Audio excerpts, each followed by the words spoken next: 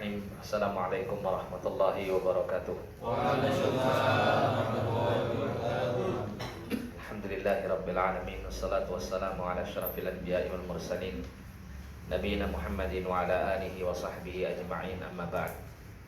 Ikhwani wa akhwati fillah rahimani wa rahimakumullah, saudara dan saudari yang dirahmati Allah. Alhamdulillah, pada pagi hari ini Allah Subhanahu wa taala memberikan kemudahan kepada kita untuk bisa bersama-sama kita berusaha untuk mempelajari bagian daripada ilmu agama Allah Subhanahu wa taala, yang mana belajar ilmu agama ini merupakan satu kebaikan yang sangat besar, karena Nabi sallallahu alaihi wasallam mengatakan, "Man yuridillahu bihi khairan yufaqihu fid din." Barang siapa yang Allah taala kehendaki seorang hamba itu mendapatkan kebaikan yang banyak, kebaikan dunia dan kebaikan akhirat, maka Allah Subhanahu wa taala akan menjadikan dia paham terhadap agamanya. Dan untuk mencapai pemahaman agama yang baik dan benar ini, tentu kita membutuhkan thalabul ilmi atau belajar ilmu agama. Alhamdulillah, pada pagi hari ini ya kita diberikan taufik oleh Allah untuk bisa melaksanakan aktivitas ini. Mudah-mudahan Allah Subhanahu wa taala mencurahkan kepada kita semuanya hidayah dan taufik serta ilmu yang bermanfaat yang disertai dengan amal yang saleh, dan kita berharap mudah-mudahan duduknya kita di majelis ini Allah Subhanahu wa taala jadikan sebagai pemberat timbangan kebaikan kita ketika kita telah bertemu dengan Allah Subhanahu wa taala. Amin ya rabbal alamin. Amin.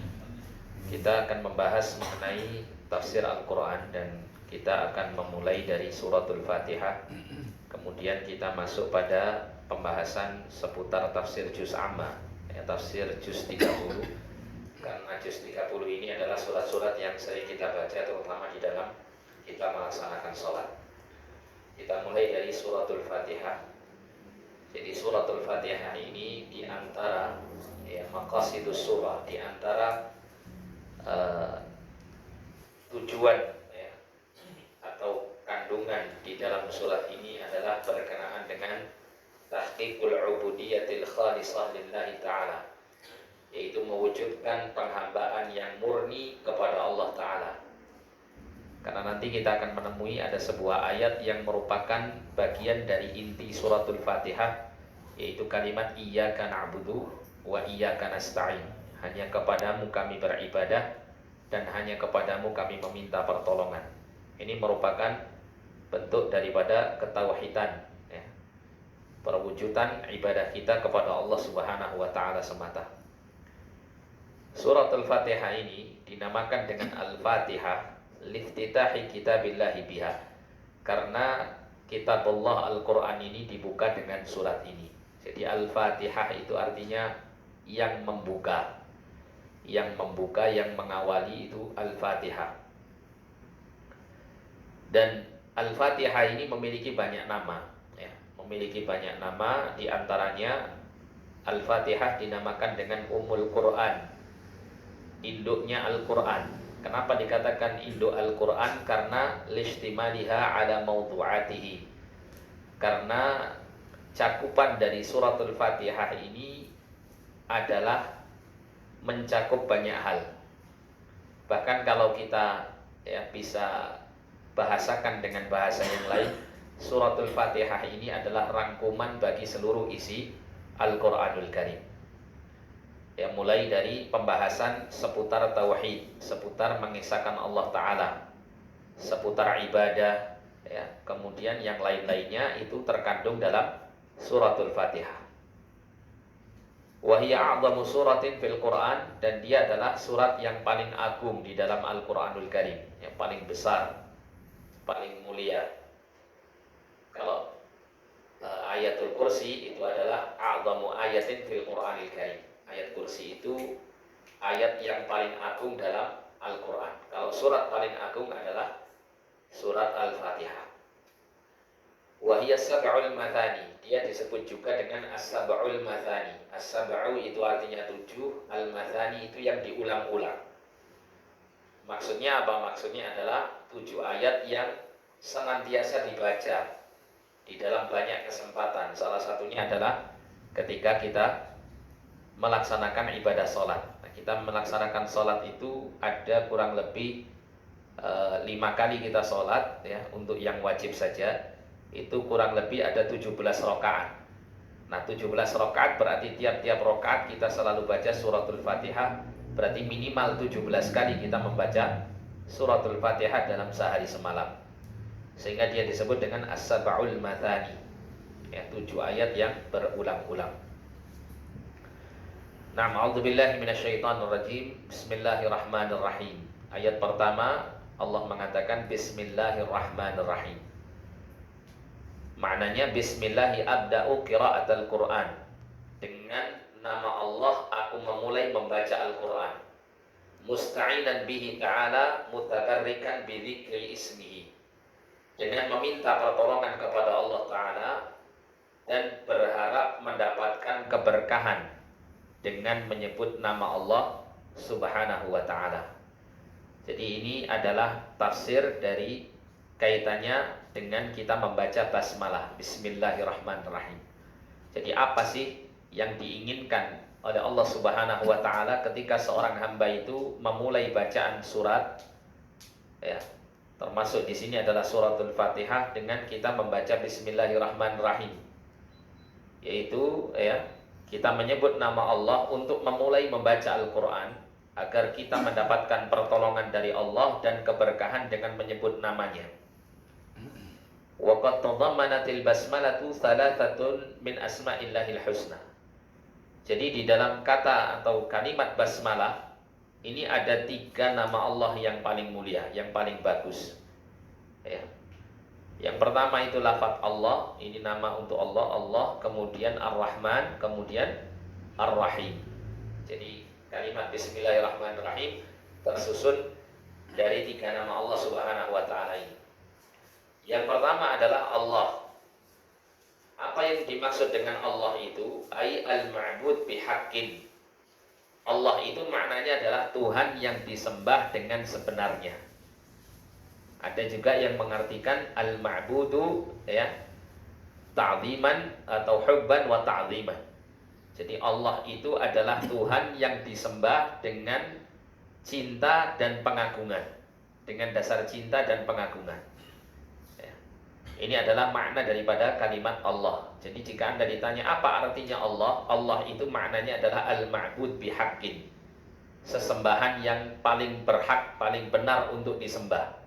Tidak ada sesembahan yang lain yang berhak untuk disembah selain dirinya. Itu makna dari Allah. Atau dimaknakan dengan al-ma'budu bihaqqin hubban wa ta'zimah. Ya, dia adalah sesembahan yang paling berhak untuk disembah dengan dasar cinta dan pengagungan kepadanya. Wa huwa akhassu asma'illahi ta'ala. Dan lafaz Allah ini adalah nama yang khusus hanya dimiliki oleh Allah Ta'ala. Tidak boleh seseorang itu menamakan dirinya dengan nama Allah ya. Kecuali apabila ya, seseorang itu memberikan nama kepada dirinya atau orang lain dengan menyandarkan kata hamba kepada Allah. Ini boleh. Seperti misalnya nama Abdullah, hamba Allah. Nah, itu. Tapi kalau orang itu dinamakan Allah, ini tidak diperbolehkan. Karena Allah itu maknanya sesembahan yang paling berhak untuk disembah. Ada beberapa nama-nama Allah itu yang khusus hanya untuk Allah, sehingga tidak boleh seseorang itu menamakan diri atau orang lain dengan nama tersebut, kecuali harus terdapat kata hamba di situ. Ada nama-nama Allah yang boleh untuk digunakan atau dinamakan seseorang dengan nama tersebut. Nah, lafaz Allah ini termasuk bagian dari yang dilarang manusia untuk menamakan dirinya atau yang lain dengan nama tersebut. Wala yusamma bihi ghairuhu subhanahu, dan tidak dinamakan dengan lafaz Allah ini selainnya subhanahu wa ta'ala. Apapun itu ya, tidak diperkenankan kita menamakan sesuatu dengan Allah. Kemudian yang kedua adalah Ar-Rahman. Ar-Rahman aidur rahmatil wasi'ah. Makna Ar-Rahman itu adalah Allah adalah Tuhan yang memiliki kasih sayang yang sangat luas. Fahuwa ar-Rahmanu bidzatihi. Ya. Allah Subhanahu wa taala itu yang maha luas rahmatnya ya bidzatihi, yang sifat ini melekat pada zatnya. Nah, ini nama Ar-Rahman juga tidak diperbolehkan seseorang menggunakan nama tersebut. Ya, misalnya orang itu dinamakan Rahman, ini tidak boleh. Harus ada kata abdunnya, Abdur Rahman. Jadi kalau memanggil nama orang itu ya yang namanya ada nama Abdurrahman, jangan dipanggil Rahman. Ini nggak pas ya. Malah lebih pasnya kalau seandainya disingkat, panggil saja Dur, nggak apa-apa. Iya. Loh, iya bener. Jangan dipanggil Rahman. Iya. Kalau dipanggil Rah atau Man ini kurang pas karena motong nama Allah Subhanahu wa taala. Tapi kalau Dur tadi itu motong kalimat abdunya, tidak apa-apa. Atau Dul misalnya gitu ya, tidak apa-apa. Ya.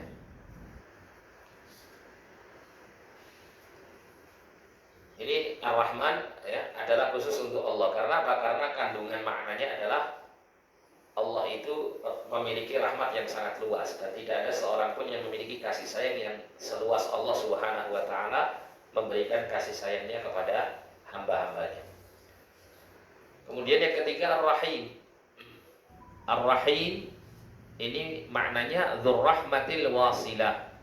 Allah itu yang menyampaikan kasih sayangnya kepada makhluknya. Nah, kalau untuk kata Rahim ini boleh ya, manusia menamakan dirinya atau orang lain dengan kata Rahim. Misalnya Muhammad Rahim. Nah, ini tidak apa-apa. Tidak pakai Abdun, tidak masalah ya. Karena Rahim ini makhluk pun juga menyampaikan kasih sayangnya ya, memberikan kasih sayangnya kepada yang lain ya, meskipun tentu sifat pemberian kasih sayang ini sangat berbeda antara Allah dengan makhluk, akan tetapi penggunaan nama Rahim ini karena tidak mengandung makna mubalaghah ya, karena tidak mengandung makna yang menunjukkan kata lebih daripada yang lain, maka tidak mengapa digunakan untuk penyebutan nama manusia.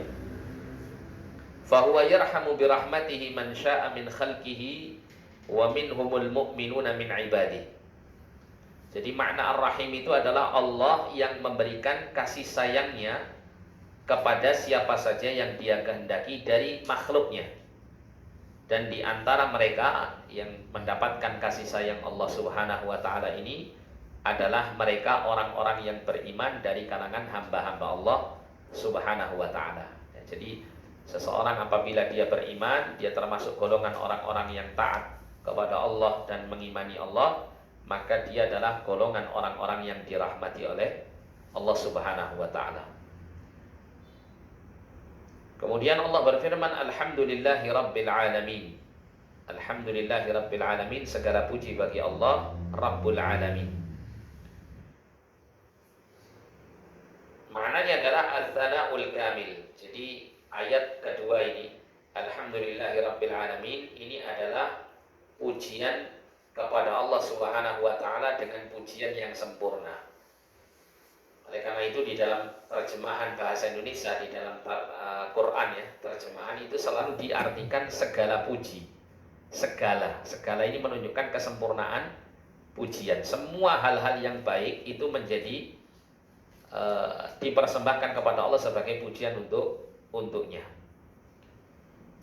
Berbeda dengan manusia. Kalau manusia itu dipuji hanya dengan beberapa sifat unggul pada dirinya. Mungkin ya, si fulan ini pinter misalnya ya. Dipuji karena kepintarannya ya, tapi ternyata malas. Nah, gitu.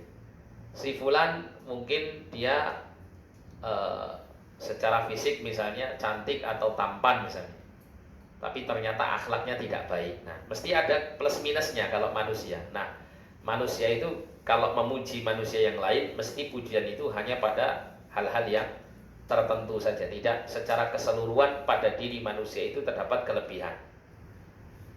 Namun bagi Allah Subhanahu wa taala, Allah itu memiliki sifat yang sempurna. Semua sifat-sifat Allah itu tidak ada yang tercela di dalamnya. Oleh karena itu kita memuji Allah dengan mengucapkan Alhamdulillah. Ini adalah pujian yang bersifat menyeluruh ya, kita memuji Allah dengan semua sifat-sifat Allah yang maha mulia. Wa jami'u anwa'il mahamidi min sifatil jalali wal kamal. Dan semua jenis-jenis pujian merupakan sifat-sifat yang mulia dan sempurna, ya, atau yang termasuk dari sifat-sifat yang mulia dan sempurna. Hiya lillahi wahdahu duna man siwahu. Semua pujian-pujian tersebut hanya dipersembahkan kepada Allah semata, tidak diperbolehkan untuk mempersembahkannya kepada selainnya. Il huwa rabbu kulli syai'in wa khaliquhu wa mudabbiruhu. Ya Allah Subhanahu wa taala adalah Rabb. Rabb itu artinya pencipta, pengatur dan penguasa. Itu makna daripada Rabb. Yang sering dalam terjemahan bahasa Indonesia itu diterjemahkan kata Rabb itu adalah Tuhan. Itu kandungannya maknanya 3. Dia selaku pencipta makhluk, selaku penguasa makhluk, dan pengatur seluruh makhluknya. Tidak akan ada makhluk kecuali dari ciptaannya, gitu ya. Dan tidak akan keluar makhluk itu dari kekuasaannya, dan tidak akan ada yang lepas dari makhluk itu dari pengaturan Allah Subhanahu wa taala.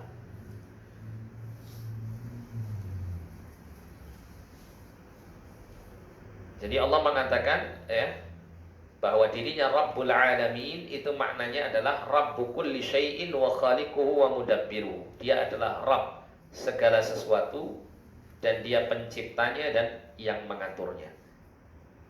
Kata Al-Alamin, Al-Alamin ini jamak untuk kata Al-Alam. Al-Alam itu maknanya adalah wa huwa kullu ma siwallahi ta'ala. Kata alam atau al-alamin itu maknanya adalah segala sesuatu selain Allah, itu disebut al-alamin. Jadi kalau dikatakan Rabbul Alamin, berarti Allah itu Tuhan yang menciptakan, mengatur dan menguasai seluruh makhluknya, ya, seluruh makhluknya yang selain Allah Subhanahu wa ta'ala.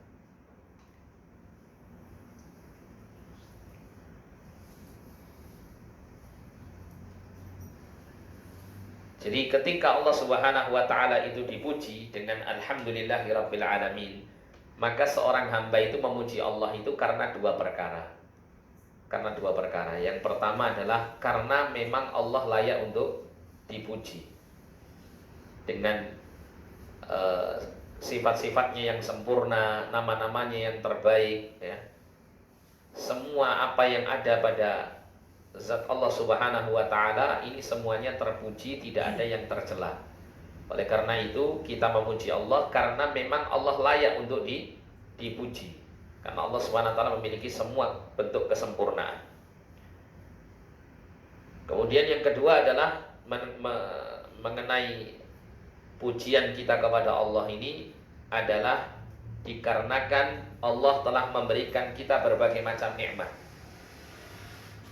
Kita mendapatkan berbagai macam nikmat, maka salah satu bentuk syukur kita kepada Allah atas nikmat itu adalah dengan lisan memuji Allah, dengan mengatakan alhamdulillah.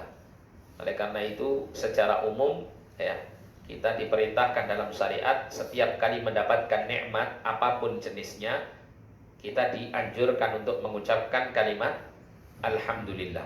Setelah makan kita mengucap alhamdulillah, setelah minum kita mengucap alhamdulillah. Ya, kita mendapatkan nikmat apapun kita mengucapkan alhamdulillah. Ini adalah termasuk bagian daripada syukur kita kepada Allah Subhanahu wa ta'ala dengan kita memuji Allah atas kebaikan Allah yang telah diberikannya kepada kita semuanya. Kemudian ayat yang ketiga, Allah berfirman Ar-Rahman Ar-Rahim. Ini maknanya sudah kita baca tadi, ya. Ar-Rahman itu maknanya Allah yang memiliki kasih sayang yang sangat luas.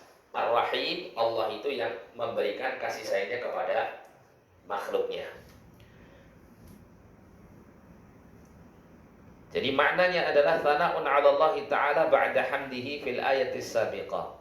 Jadi ini merupakan bagian pujian kepada Allah Ta'ala setelah memberikan pujian pada ayat sebelumnya, yaitu alhamdulillahirabbil alamin. Kita memuji Allah kembali dengan kalimat Ar-Rahman Ar-Rahim. Nah, ini sebagai ilustrasi gambaran bagaimana luasnya rahmat Allah Subhanahu wa taala, Nabi Shallallahu alaihi wasallam itu pernah dalam suatu peperangan. Ketika itu Nabi dan para sahabat melihat ada seorang wanita yang termasuk dari tawanan perang.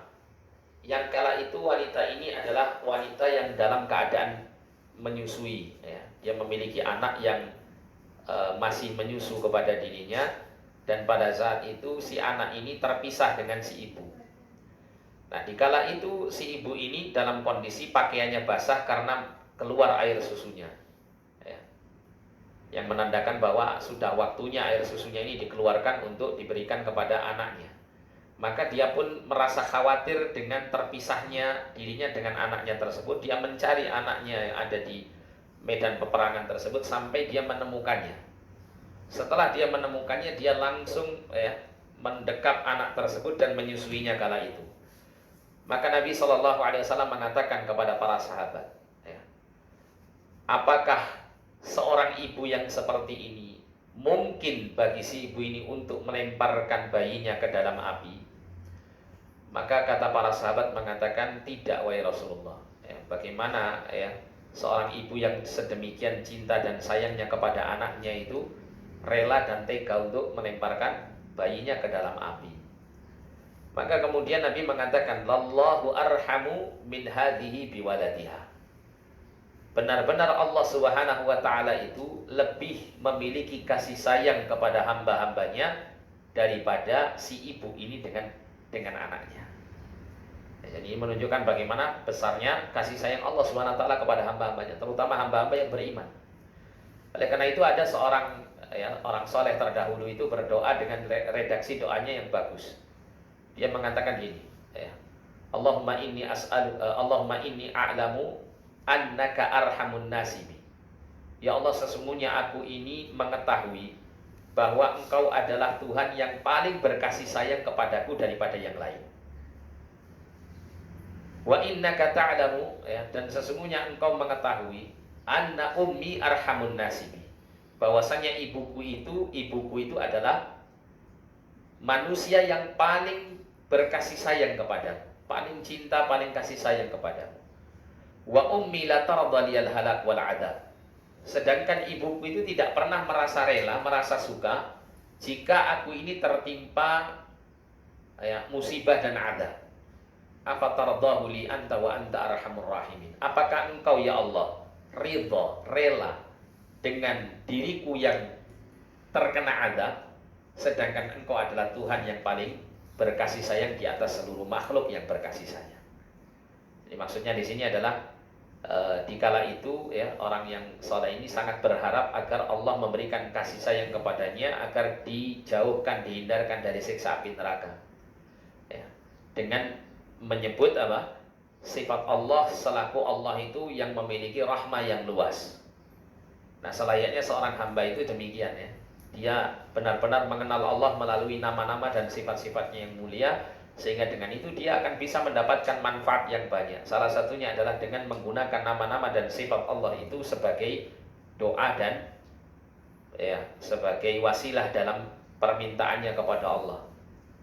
Sebagaimana di dalam Al-Quran Allah mengatakan walillahil asma'ul husna fad'uhu biha, dan Allah itu memiliki nama-nama yang husna, nama-nama yang terbaik, maka berdoalah kalian kepada Allah dengan menyebut nama tersebut. Nah, selanjutnya Allah mengatakan maliki yaumiddin. Maliki yaumiddin. Ini kata malik ini bisa dibaca dengan dua cara. Dengan memanjangkan mim dan dengan memendekkannya.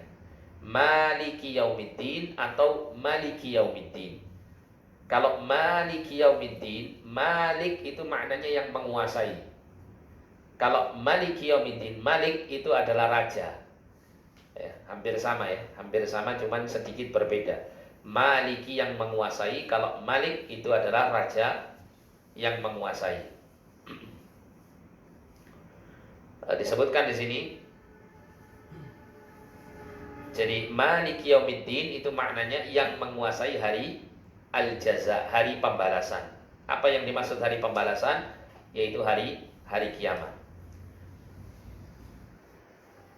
Tamjidun lillahi ta'ala bi annahu al-malik likulli ma fi yaumil qiyamah haitsu la tamliku nafsun li nafsin syai'a fa yaumaddin yaumul jazaa wal hisab. Jadi ayat ini, yaitu kalimat maliki yaumiddin, ini adalah bentuk pemuliaan kepada Allah Subhanahu wa taala. Bentuk pujian pemuliaan kepada Allah Subhanahu wa taala selaku Allah itu Malik, penguasa bagi segala apa yang terjadi pada hari kiamat. Apa saja yang ada pada hari kiamat semuanya dikuasai oleh Allah Subhanahu wa taala. Di mana tidak ada satu jiwa pun yang memiliki kekuasaan untuk menguasai jiwa yang lain sedikit pun. Oleh karena itu kalau ada orang itu berpikiran, berpikiran nanti kalau saya sudah mati, nanti di akhirat tidak apa-apa, saya kan punya bapak saya kiai, misal gitu ya. Atau punya ibu saya ini setiap malam sholat malam, tidak apa-apa, nanti saya dikatrol sama mereka untuk masuk surga. Tidak bisa seperti itu. Kenapa? Karena tiap-tiap jiwa itu akan mempertanggungjawabkan semua amal perbuatan baik dan buruknya sendiri-sendiri di hadapan Allah Subhanahu wa taala. Tidak bisa bapak menolong anak, anak menolong bapak, kecuali jika Allah memberikan izin. Ketika Allah memberikan izin kepada mereka untuk memberikan syafaat kepada keluarganya. Tapi ini tidak bisa istilahnya nek wong Jawa ora iso dijaga nih. Gitu ya. Tidak bisa apa kalau bahasa Indonesia? Diandalkan. Nah, tidak bisa diandalkan. Makanya jangan Anda merasa bangga ya sebagai keturunan ke-8 dari 7 kiai yang ada di atas sampean. Jangan ya. Jadi 7 kiai yang ke-8 preman misalnya. Ini tidak akan bisa, Pak. Tidak akan bisa bermanfaat ya. Tidak akan bisa bermanfaat. Jadi masing-masing kita akan mempertanggungjawabkan diri kita masing-masing dan semuanya akan mendapatkan balasan sesuai dengan amal-amal perbuatan masing-masing. Dikatakan di sini fayaumuddin, hari ad-din. Ad-din ini maknanya yaumul jaza wal hisab, yaitu hari di mana manusia dibalas dan akan dihisab. Ya, dihisab. Dihisab itu maknanya apa? Ditanya sama Allah. Dari semua kenikmatan yang Allah pernah berikan, apa yang sudah dilakukan oleh hamba ini dalam menggunakan kenikmatan-kenikmatan itu. Itu nanti yang akan ditanya oleh Allah SWT kepada kita. Dan nanti pada hari kiamat orang-orang beriman itu ketika dihisab, itu nanti Allah akan menghisabnya satu demi satu. Jadi antara Allah dengan seorang hambanya. Pada saat itu Allah akan menutup sebuah penutup ya, satir istilahnya, ditutup hamba ini sehingga hamba-hamba yang lain tidak bisa melihat. Nah, disitulah dia nanti akan berhadapan langsung dengan Allah Subhanahu wa taala. Ada yang hisabnya itu diberikan kemudahan oleh Allah. Jadi hisabnya itu enggak dipersulit sama Allah Subhanahu wa taala sehingga orang yang seperti ini nanti dia akan mendapatkan kebaikan. Ada hisabnya itu dipersulit oleh Allah Subhanahu wa taala. Dipersulit oleh Allah Subhanahu wa taala sehingga orang yang seperti ini akan menjadi orang yang celaka nantinya. Oleh karena itu Nabi SAW mengajarkan sebuah doa yang sering beliau panjatkan, yaitu doa yang berbunyi Allahumma hasibni hisaban yasira. Ya Allah, hisablah diriku ini dengan hisab yang mudah. Karena orang itu kalau dihisab dengan mudah maka dia pasti akan selamat, pasti akan masuk surga Allah Subhanahu wa taala. Kemudian di sini disebutkan Maliki Yaumiddin, penguasa hari pembalasan. Kenapa Allah Subhanahu wa taala di sini mengkhususkan dirinya ya sebagai penguasa pada hari pembalasan, padahal Allah itu Malik kullal yaum ya. Allah itu penguasa untuk seluruh hari-hari manusia. Termasuk hari-hari yang kita lalui di dunia ini, Allah yang menguasainya. Tapi kenapa Allah menyebut dirinya sebagai penguasa pada hari pembalasan atau hari kiamat ini? Nah, maka di sini menunjukkan bahwa dikala hari kiamat itu terjadi, Allah menghendaki semua kendali kekuasaan itu ada pada dirinya. Tidak ada satupun makhluk yang memiliki andil sedikit pun dalam memberikan apapun kepada yang lain atau menguasai sedikit pun pada yang lain. Berbeda dengan kondisi manusia di dunia. Kalau manusia di dunia, Allah masih izinkan ada beberapa manusia yang Allah kehendaki menjadi penguasa atas yang lainnya. Namun nanti pada hari kiamat tidak ada satupun yang dulu di dunia sebagai penguasa akan tetap berkuasa pada hari kiamat. Tidak ada. Dulunya mungkin jadi presiden, raja, sultan misalnya ya. Itu nanti di hari kiamat ngaku-ngaku saya sultan. Mana anak-anak buah saya dulu? Tidak ada yang seperti itu. Karena semuanya dibangkitkan oleh Allah dalam keadaan mereka menghamba kepada Allah dan akan dikuasai secara penuh oleh Allah Subhanahu wa taala. Kemudian ayat yang kelima Allah mengatakan iyyaka na'budu wa iyyaka nasta'in. Hanya kepadamu kami beribadah dan hanya kepadamu kami meminta pertolongan. Aina khussuka wahdaka bi anwa'il ibadati wat ta'ah. Kami mengkhususkan hanya kepadamu semata pelaksanaan semua jenis ibadah dan ketaatan.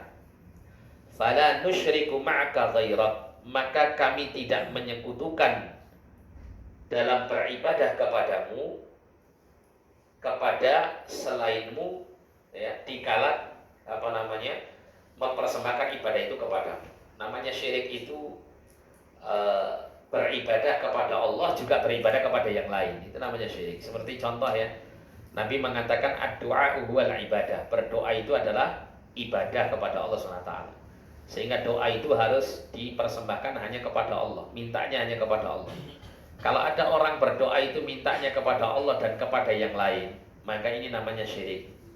Seperti misalnya seseorang berdoa, ya Allah, ya Rasulullah, kabulkanlah hajat permohonan saya atau berikanlah kebutuhan saya, misal demikian. Ini tidak boleh. Kenapa? Karena Allah disekutukan dengan Rasulullah di dalam tujuan dia berdoa kepadanya. Ini termasuk bagian daripada kesyirikan. Atau seseorang meminta kepada selain Allah Subhanahu wa taala secara langsung. Nah, ini lebih parah lagi. Misalnya ya, dia memohon kepada Syekh Abdul Qadir Jailani atau Mbah Sunan Ampel atau Nyi Roro Kidul atau siapa lagi? Yang lain-lain selain Allah Subhanahu wa taala agar memenuhi hajat keperluannya. Nah, ini termasuk bagian dari kesyirikan yang akan mengantarkan seseorang itu terjerumus ke dalam dosa yang paling besar. Kalau orang itu mati di atas syirik tanpa dia pernah bertobat dari perbuatan syirik ini, maka dia tidak akan diampuni oleh Allah.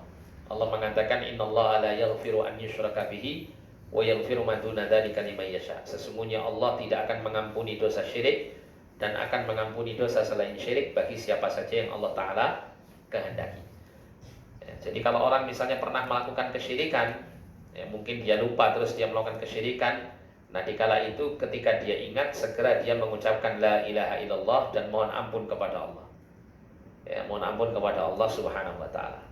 Termasuk bentuk kesyirikan itu adalah merasa sial dengan sesuatu. Misalnya seperti sebagian orang di Indonesia itu kalau punya rumah mesti nomor 13 itu dihilangkan. 11, 12, 14. Nah, 13-nya nggak ada. Nah, ini termasuk kesyirikan karena dianggap angka 13 itu mendatangkan kesialan. Padahal yang mendatangkan keberuntungan dan kesialan itu Allah Subhanahu wa taala semata.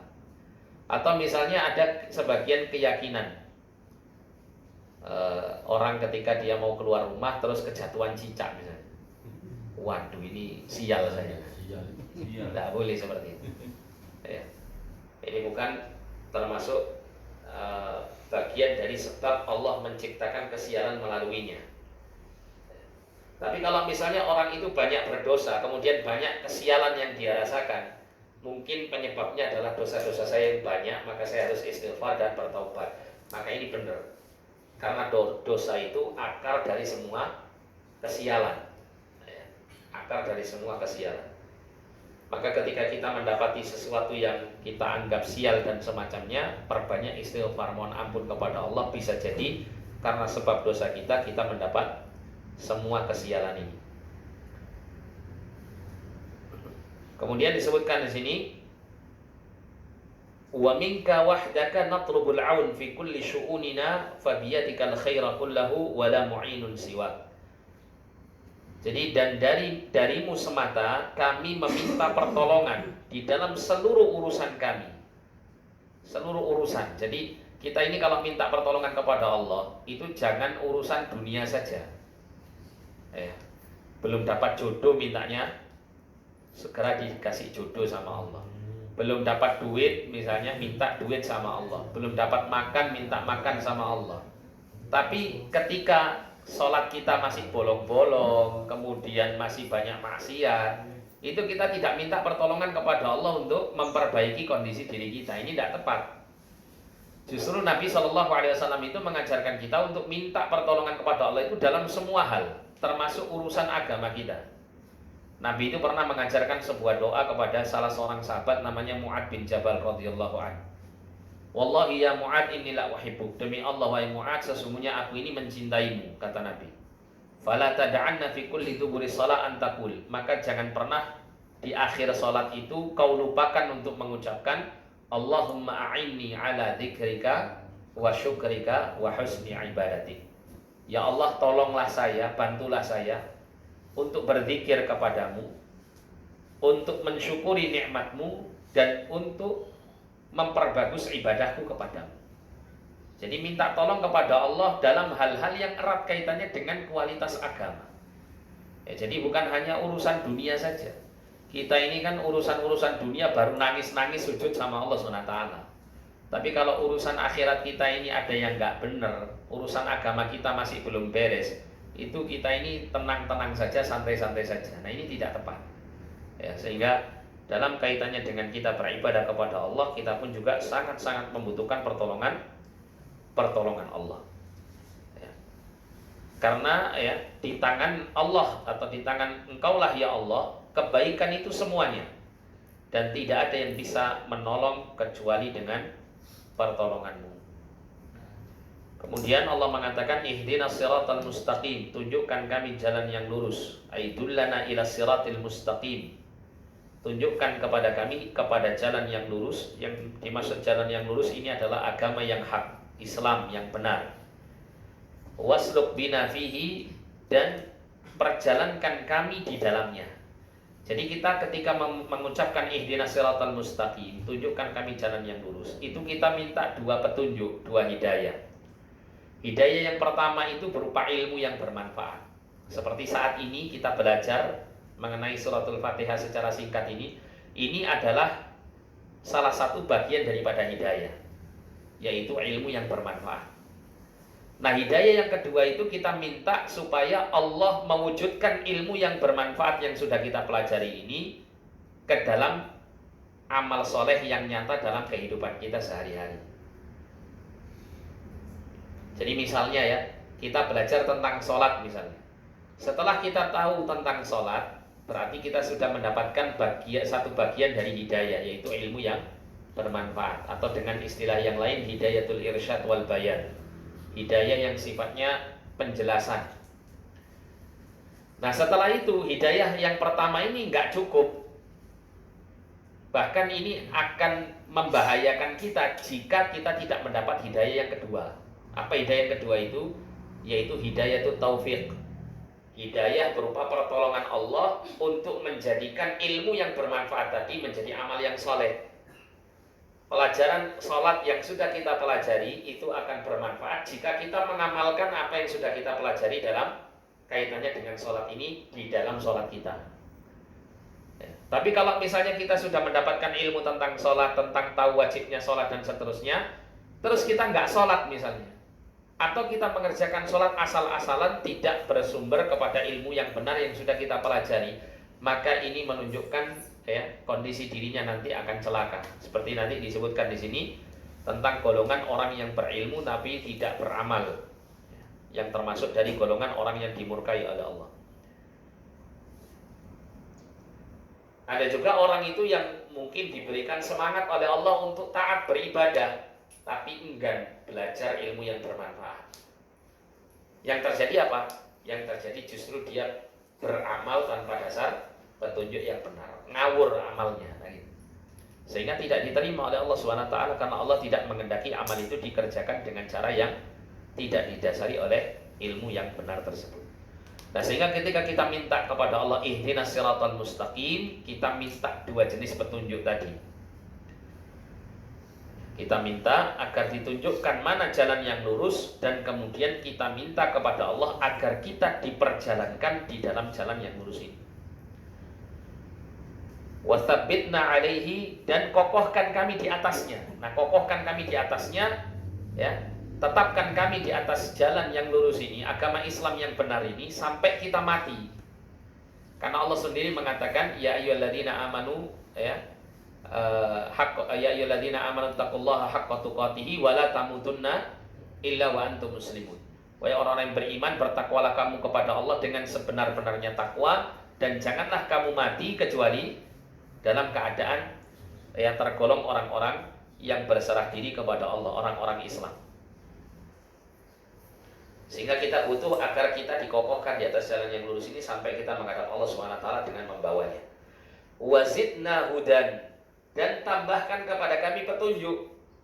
Semakin bertambah petunjuk, baik petunjuk ilmu yang bermanfaat atau petunjuk untuk mengamalkan menjadi amal yang soleh, ini akan semakin memperbagus kualitas agamanya, sehingga akan mengangkat derajatnya di sisi Allah dan akan terangkat derajatnya di dalam surga Allah Subhanahu wa taala. Dikatakan di sini wassiratul mustaqim, jalan yang lurus adalah at-tariqul wadihul ladzi la i'wijaj fihi, yaitu jalan yang terang yang tidak ada kebengkokan di dalamnya. Wa huwal islamul ladzi arsalallahu bihi Muhammadan sallallahu alaihi wasallam. Yang dimaksud jalan yang lurus yang tidak ada kebengkokan di dalamnya adalah agama Islam yang Allah mengutus dengannya Nabi Muhammad sallallahu alaihi wasallam. Kemudian Allah berfirman, siratal ladzina an'amta 'alaihim ghairil maghdubi 'alaihim waladdallin, yaitu jalannya orang-orang yang kau berikan nikmat atas mereka, bukan jalannya orang yang dimurkai atas mereka, dan bukan pula jalannya orang yang tersesat. Ai tariqul ladzina an'amta 'alaihim min 'ibadika bihidayatihim, yaitu jalan orang-orang yang kau berikan nikmat atas mereka dari hamba-hambamu dengan mendapatkan hidayah. Hidayah dengan jenis yang disebutkan tadi.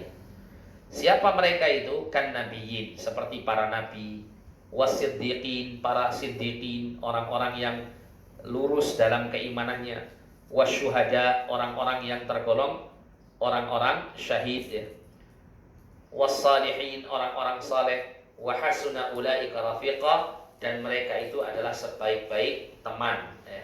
Artinya kalau Allah menyebutkan mereka sebaik-baik teman, wajib bagi kita untuk menjadikan mereka teladan dalam hidup kita, sehingga dengan demikian kita kelak akan dikumpulkan oleh Allah bersama mereka pada hari kiamat, ya, karena jalan mereka lah jalan yang selamat. Ghairu tariqil maghdubi alaihim alladzina 'araful haqqa wa lam yattabi'uhu kal yahud, bukan jalannya orang yang dimurkai atas mereka. Siapa orang-orang yang dimurkai Allah ini? Mereka adalah orang yang mengetahui kebenaran tapi tidak mau mengikutinya. Seperti siapa? Kal Yahud, seperti orang-orang Yahudi. Orang-orang Yahudi itu di dalam kitab mereka, kitab Taurat, itu mereka baca semua sifat-sifat Nabi SAW, Nabi akhir zaman yang wajib mereka imani ketika Nabi ini keluar di tengah-tengah mereka. Namun ketika Nabi diutus, mereka tahu, mereka mengenali Nabi sebagai utusan Allah yang terakhir, karena hanya Nabi itu keturunan Arab bukan keturunan Yahudi, maka mereka pun enggan untuk beriman kepada Nabi. Padahal mereka tahu, ya, mereka tahu siapa Nabi Muhammad SAW sebagai utusan Allah yang terakhir. Sehingga pengetahuan mereka tidak membuat mereka beriman kepada Nabi, sehingga mereka termasuk golongan yang dimurkai oleh Allah. Ya, termasuk orang kalau dia sudah mengenal tentang agama Islam dengan baik, terus kemudian tidak mau mengamalkannya. Nah, ini termasuk orang yang dimurkai. Nah, mungkin timbul pertanyaan, lah Ustaz, nek ngono wis gak usah ngaji wae Ustaz. Nek ngaji tambah pinter, tambah gak iso ngamal, malah tambah dimurkai sama Allah. Jawabannya tidak demikian. Orang itu kalau ikhlas niatnya belajar ilmu agama, itu Allah akan berikan kemudahan, taufik oleh Allah SWT, ya, untuk mengamalkan ilmu yang sudah dipelajari. Banyak orang itu yang niatnya belajar tentang sholat misalnya karena ingin supaya bisa sholat dengan baik. Nah, ketika dia bisa mengetahui ya, melalui belajar sholat dengan baik ini, oh ternyata begini, tuntunan Rasulullah seperti ini, dia amalkan. Setelah itu dia mulai menambah sholat-sholat sunnahnya, dia mulai merambah kepada ibadah-ibadah yang lain. Nah, itu dikarenakan niat dan tujuan dalam berilmu atau menuntut ilmu agama ini adalah tujuannya untuk diamalkan. Jadi kita bersyukur di sini ya. Tempat di mana kita bekerja juga kita bisa sedikit menimba ilmu. Ya, di luaran sana mungkin ya, tempat pekerjaan mungkin lebih nyaman secara duniawi. Tapi ilmu agama tidak didapat sama sekali. Nah, ini kan mungkin dunianya senang tapi nanti pada akhirnya menyesal. Kehidupan akhiratnya menyesal. Oleh karena itu kita luruskan niat gitu ya. Dalam belajar seperti ini kita niat ikhlas ya, jangan hanya gara-gara mungkin buat aturan baru ya Pak Eki, buat aturan wajib ngaji gitu ya. Akhirnya dengan terpaksa ikut ngaji. Ya jangan ya. Tapi niatkan lillahi taala, niat cari ilmu dan mengamalkan ilmu dalam kehidupan sehari-hari, Pak, insyaallah akan menambah hidayah dan mengokohkan iman. Kemudian wa ghairu tariqidh dhalim, dan selain jalannya orang-orang yang tersesat. Ad-dhalin 'anil haq, jalannya orang-orang yang tersesat dari kebenaran. Siapa mereka? Alladzina lam yahtadu ilaihi litafritihim fi talabil haqqi wal ihtida'i ilaihi kan nasara. Jadi mereka adalah orang-orang yang tidak mau belajar, ya, tidak mau menuntut ilmu agama, tidak mau belajar cari kebenaran, itu tidak mau. Sehingga apa? Sehingga mereka hanya bondo semangat ngamal saja tanpa didasari oleh ilmu yang benar. Sikap seorang muslim itu dalam beramal itu al-ilmu qabla al-qawli wal amal. Ilmu dipelajari dulu baru berbicara dan beramal.